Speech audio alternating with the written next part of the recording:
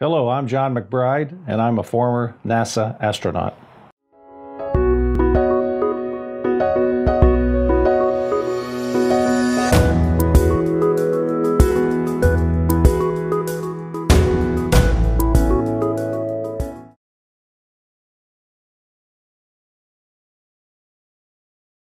I'm kind of one of those kids that grew up with the formation of the space program. I was in junior high and high school, and we were launching our first rockets. And high school and college when we were flying our first Mercury astronauts, and in the Navy when we were doing Gemini and Apollo. So I kind of grew up with this space thing in my blood.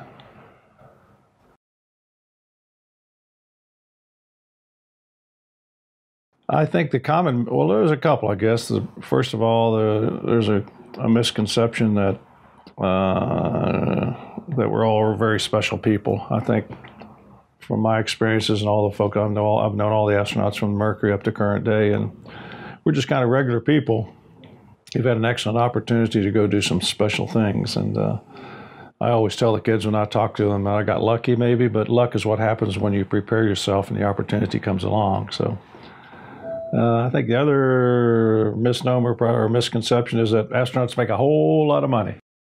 That's not true either, because when I was an active duty astronaut, I got my paycheck every 2 weeks from the United States Navy, just like every other Navy officer. We're not in it for the money. We're in it because it's one of the greatest things that you can do in your life.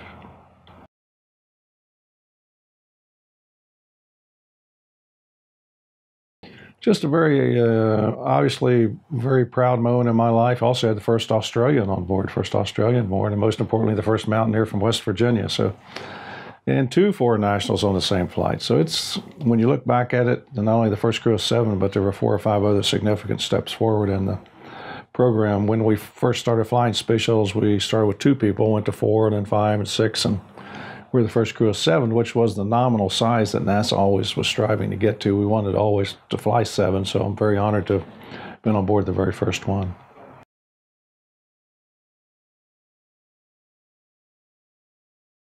We, during our year and a half of training, we became close.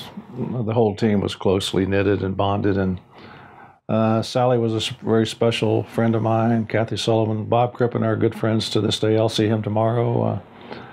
I have a real strong bond with Paul Scully Power, the first Australian. He and I talk more routinely. Well, Bob Crippen and I, but probably Bob and PSP, we call him, speak more than anybody.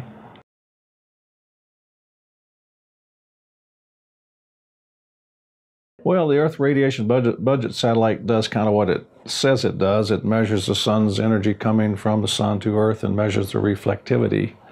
And in that regard, it measures how much is retained by the Earth. And being able to map nearly all of the inhabited parts of the Earth with this satellite, it gives a climatologist, meteorologist, oceanographers a long-range weather prediction capability. It assists in long-range weather capability forecast.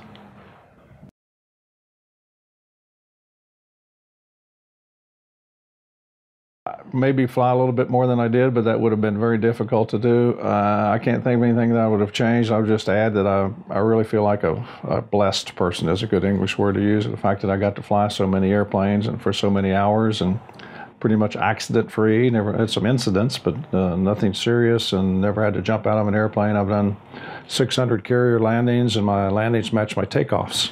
And that's a very good thing when you're a Navy pilot.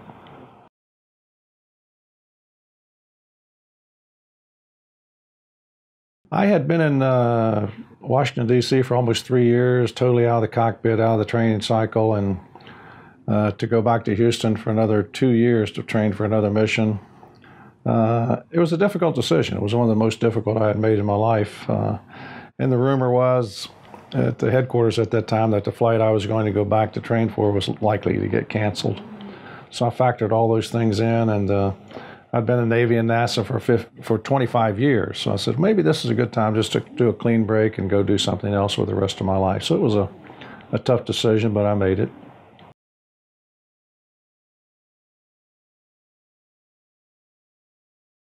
I think when most people are asked that question, they kind of immediately jump on Apollo 11, which was the first time we went to the moon. But there's so many, each step was building on the previous successes or failures, learning from them.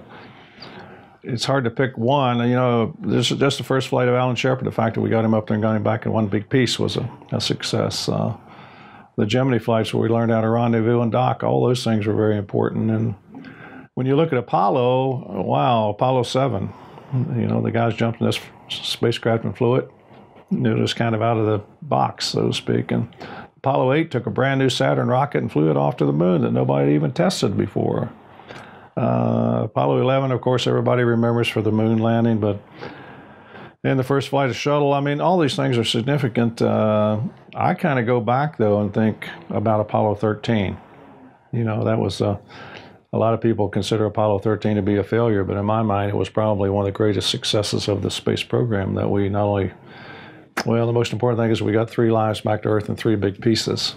When you look at the failure, the magnitude of that failure and the complications that they had to go through and the procedures they had to resurrect or erect in the next, not only a day or so, to figure out how they were going to survive and get those people back. And the fact that they did it, really, I think, was one of the greatest successes in the whole space program.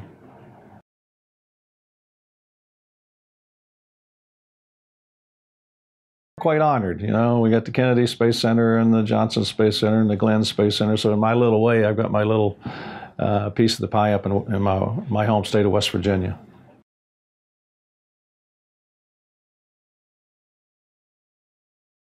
Just with regard to National Geographic, since I was old enough to read, I guess, and in junior high and high school, I couldn't wait every month to get our family copy of National Geographic so that I could pour through every page. I think it added a lot to my life, my education, and my excitement about the Earth and exploration, all those types of things. So hats off to National Geo.